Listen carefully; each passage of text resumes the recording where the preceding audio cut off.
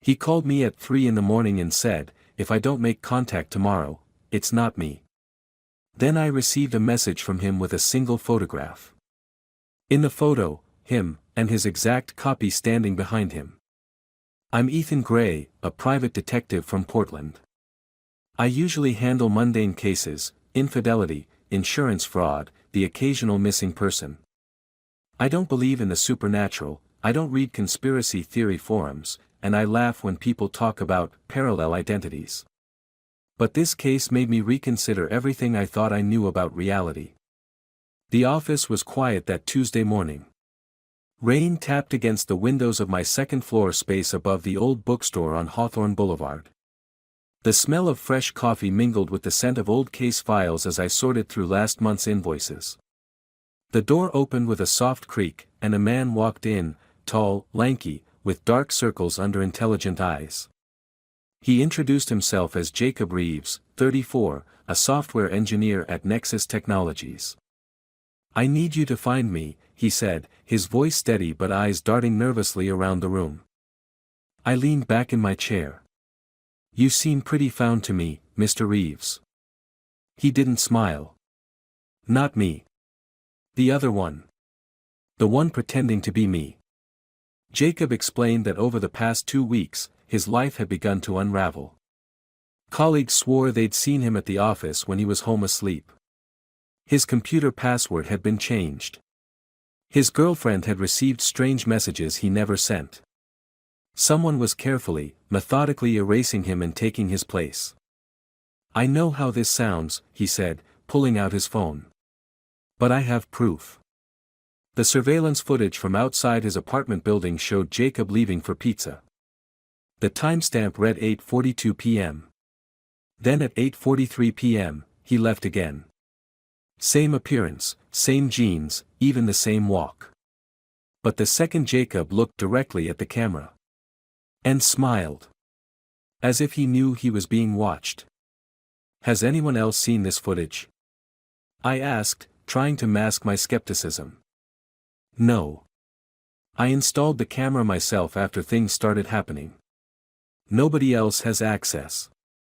I took notes, nodding. Any family history of mental illness? Any medication you're on? His jaw tightened. I'm not crazy, Mr. Gray. Someone, or something, is systematically replacing me. And it's getting closer. I charged him my standard rate plus expenses. Typical paranoia case, I thought. Probably stress-induced delusions from overwork. But I'd check it out, it was a paycheck, after all. The next day, I visited Jacob's apartment while he was at work. A modest one-bedroom in the Selwood neighborhood, neat and organized. Nothing unusual at first glance. I began my standard sweep, checking drawers, closets, under the bed. In the hall closet, I found 2 identical leather jackets. Same brand, same size. But one was more worn at the elbows, the other at the cuffs. Different wear patterns from ostensibly the same person. The kitchen revealed another oddity, 2 car key fobs, both for Jacob's Honda Civic, both with his fingerprints according to the portable scanner I carry. And in the refrigerator, 2 identical containers of Thai food, purchased from different restaurants across town. I pulled out the receipts taped to the containers, both dated yesterday, both timestamped 12:34 p.m. Jacob couldn't have been in 2 places at once. I called Jacob's workplace. The receptionist confirmed he was in a meeting. I called his cell phone, it went straight to voicemail. I drove to Nexus Technologies and waited in the parking lot. At 5:15 p.m., Jacob walked out of the building. I was about to approach him when my phone buzzed with a text from Jacob's number, "Don't talk to him. Meet me at Powell's Books in 20 minutes." I looked up. Jacob was getting into his car, unaware of my presence. Who had texted me? At Powell's, I found Jacob in the science fiction section, visibly agitated. I didn't go to work today, he whispered. I called in sick. Someone else went in my place. I just saw you, him, leave the building, I confirmed. Jacob's face went pale. It's getting worse. Last night, I heard someone in my apartment moving around. When I got up to check, no one was there, but things had been moved. Subtle things. A book placed differently. My toothbrush wet. We need to document everything, I said, suddenly taking this more seriously. I'm going to set up surveillance in your apartment. Hidden cameras. Let's see who's coming and going. That evening, I installed 3 discrete cameras, one in the entryway, one in the living room, and one in the hallway outside the bedroom.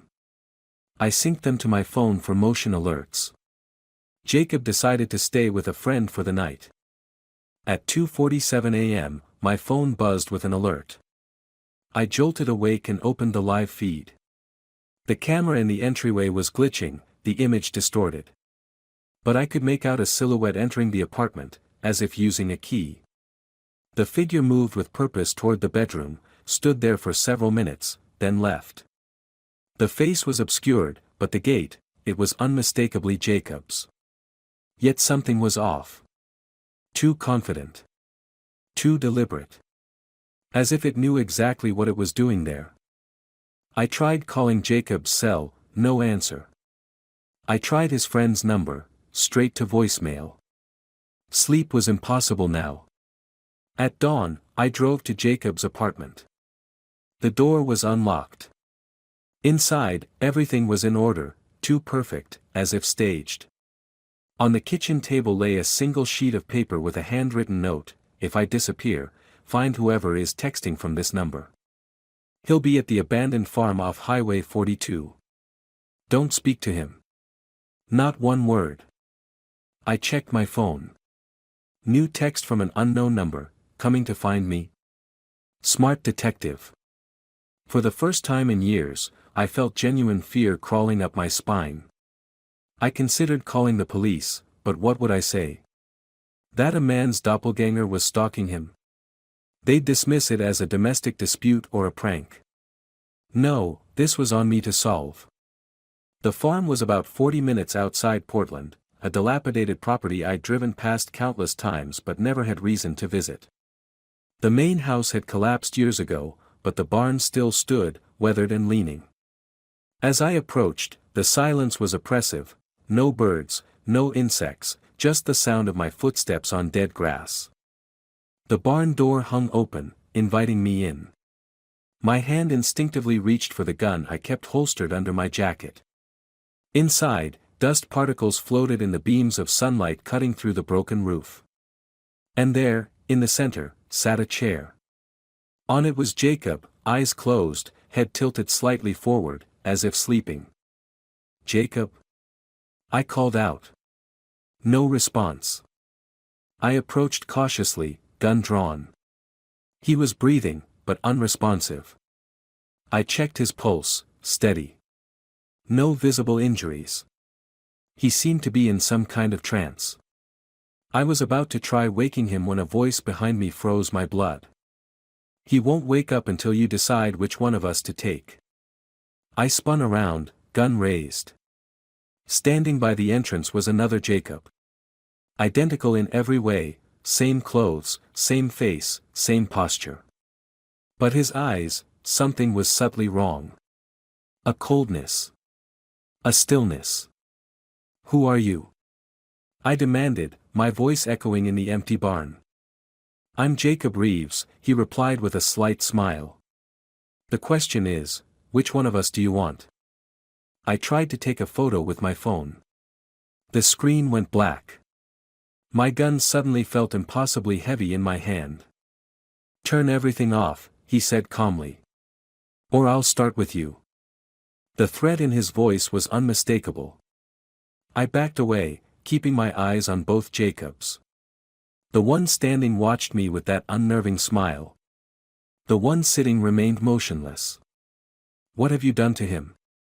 I asked. Nothing he didn't allow. He invited me in. They always do, eventually. A moment of weakness, of wanting to be someone else, someone better. That's all it takes. I continued backing toward the door. Are there others like you? His smile widened. There are others like us everywhere. You've passed us on the street. Worked with us. Loved us. You just never noticed the differences. I reached the door and bolted, running to my car. As I fumbled with the keys, a new message appeared on my phone from the unknown number. You've chosen. He'll stay with us. I drove straight to the police station, but halfway there, I received another text, this time from Jacob's regular number. Hey, sorry for the confusion. I'm fine. Had a bit of a breakdown from work stress. Thanks for your help, but I don't need your services anymore. I'll mail your final payment. I pulled over, my hands shaking. The message sounded like Jacob, but something was off. The cadence, the formality. It wasn't him. 3 days passed. According to Jacob's family and co-workers, he had returned to normal life. His girlfriend told me he'd apologized for his episode, and they were working things out. His boss mentioned he seemed more focused and productive than ever. But when I requested a meeting, Jacob refused. I checked his email signature on the correspondence, it had changed. His handwriting on the check he sent me was different too. Perfect, precise, but lacking the subtle inconsistencies of human writing. No personality. No flaws. Obsession took hold. I reviewed the surveillance footage from Jacob's building again, focusing on the day when he first showed me the duplicate leaving for pizza.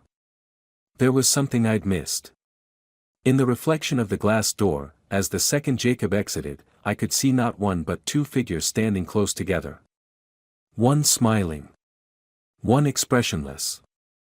I sent the images to Josh, a facial recognition specialist I'd worked with before. His response came 2 days later. These are definitely two different people. The differences are subtle: neck muscle tension, head tilt angle, pupil dilation. They're not twins. And it's definitely not edited footage. A week later, an envelope appeared in my mailbox. No address, no stamp. Inside was a key and a note, just in case. In case you want to become someone better. I've kept that key in my desk drawer, locked away. Sometimes, late at night, I take it out and wonder, what door does it open?